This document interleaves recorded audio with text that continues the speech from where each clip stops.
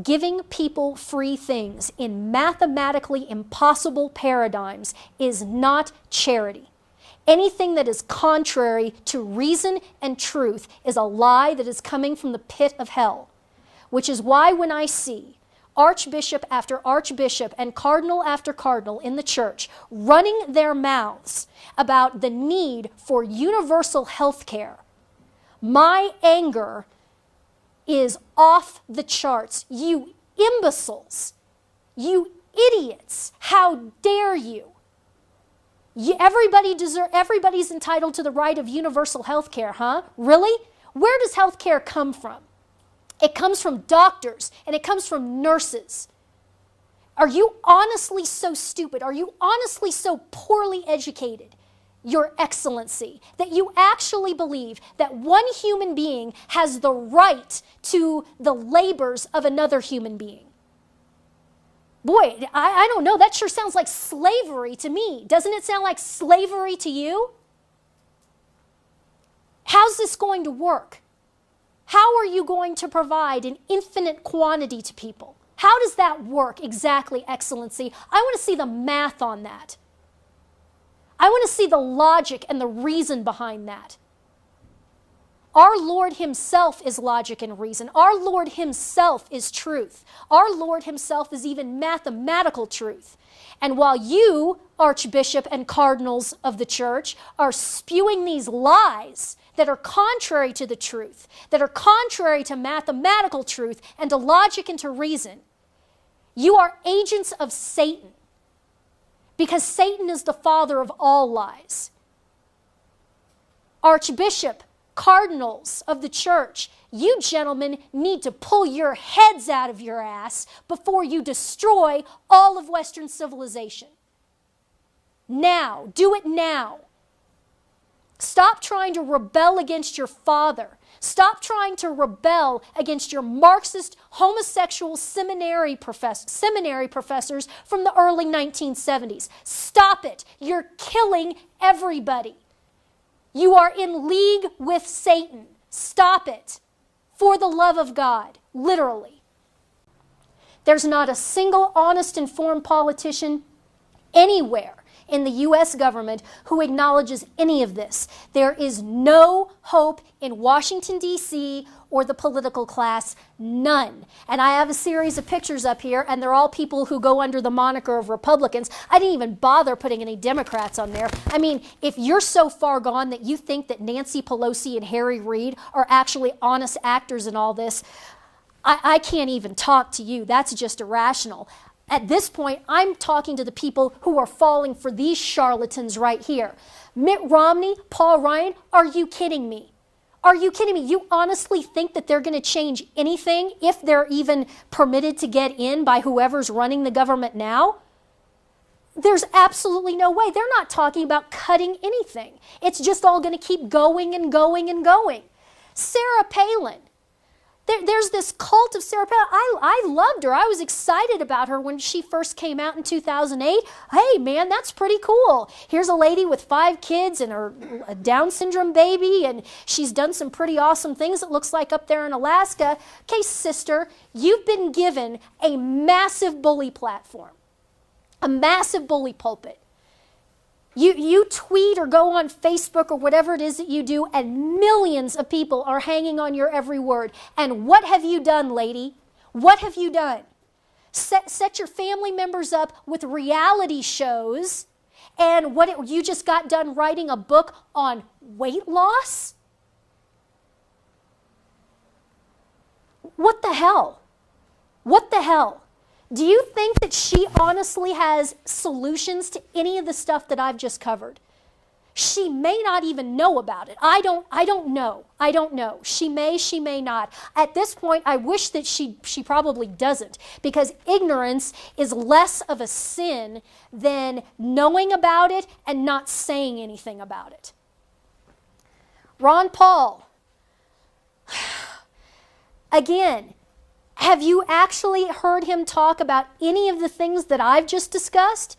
He's throwing these little token memes at people like, oh, let's get back on the gold standard, trying to get people to throw money at him. making millions and millions and millions of dollars off of being in the government. Oh, and by the way, he's also an anti-Semite who is an apologist for Islam. Sorry, you're disqualified, you batshit old man. Michelle Bachmann. Hey, let's talk about Michelle Bachmann. Hey, she's awesome. No, she's not. That woman just raised $20 million for a presidential campaign that it was completely illegal for her to be running in the first place. Michelle Bachmann, up until just not too long ago, just a few months ago, was a dual citizen of Switzerland. You cannot be the President of the United States. You cannot be the Commander-in-Chief if you have ever been a citizen of another country. She was running for president and raised $20 million as a citizen of Switzerland the whole time. There's no hope, ladies and gentlemen, in any of these people. They are psychopaths. Alan West, where the hell are you, soldier? Where the hell are you? I met you. I met you in Leavenworth, Kansas at the Leavenworth 10 rally. And I talked you up and said, all right, this is the kind of guy. We need Alan West. This is who we need. This guy's going to go to Washington, D.C., and he's going to knock some skulls. And you know what? You know what Alan West did? He went to Washington, D.C., and he voted to let Obama raise the debt ceiling. He voted, he voted for the billion-dollar Pigford scam. He voted for the NDAA. He voted for the internet. What's the internet one? I can't remember the acronym for it. But basically giving all this surveillance power to the government to watch the internet. And he also voted to approve Obama's completely illegal, unconstitutional military incursion into Libya with zero congressional approval whatsoever, and now we find out what was all of that. It was establishing a gun running scheme from the Obama regime to the Muslim Brotherhood and Al-Qaeda. Alan West voted for that. Where the hell are you, soldier? I'll tell you where he is. He's with all of the rest of them. He's looking at his bank account. He's looking at his bank account and he's thinking about how long is it going to take before he has a net worth in the 8 figures. How is he going to parlay this? How is he going to parlay this into personal wealth? How is he going to parlay this into possibly a career on one of the so-called news channels? He's just like all of the rest of them. You people have got to snap out of this and wake up. There is no hope in Washington, D.C. It's over. This is Berlin. It's 1942. The bombers are flying overhead. Just because your building hasn't been hit yet doesn't mean it's never ever going to be hit. This is going to get really, really ugly. You need to get out of Dodge now. There's nowhere to run. This is the United States. For all of its flaws, for all of its many flaws, this is the last bulwark of defense against the forces of evil running rampant all over this country. This is it. If the United States falls, all of humanity is going to go into a dark age. There's nowhere to run. This isn't like World War II where the people in Germany could come to the United States or come to Canada. There's nothing like that here. You have to stand and fight.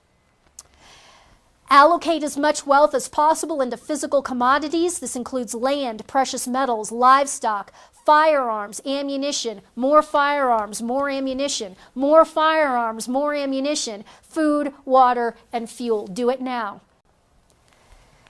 And so we'll end with the question, Quo Vadis. Where are you going?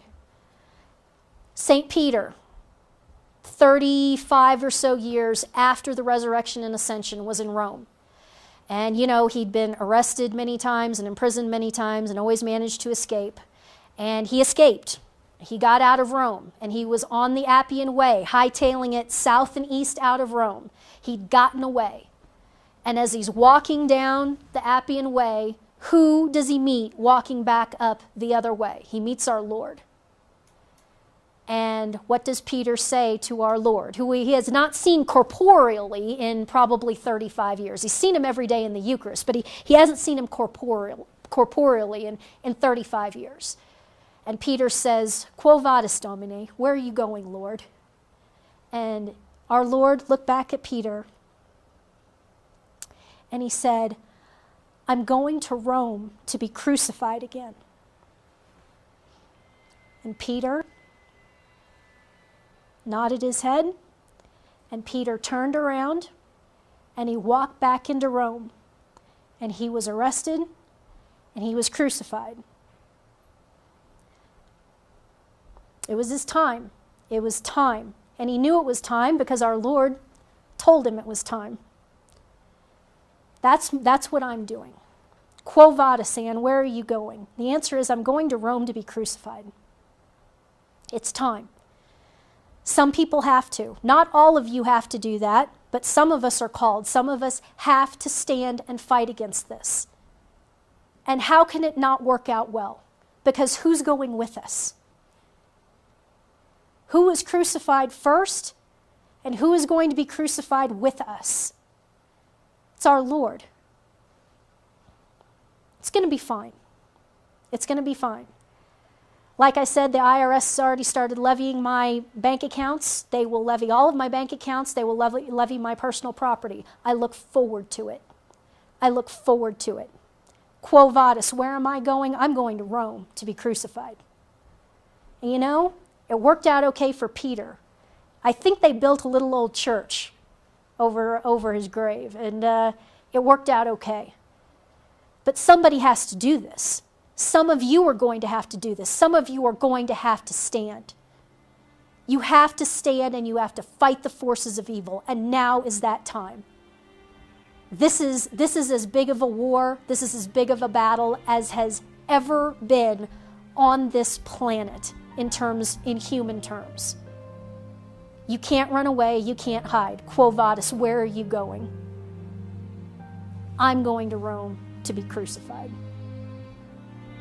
God bless you. Thank you all.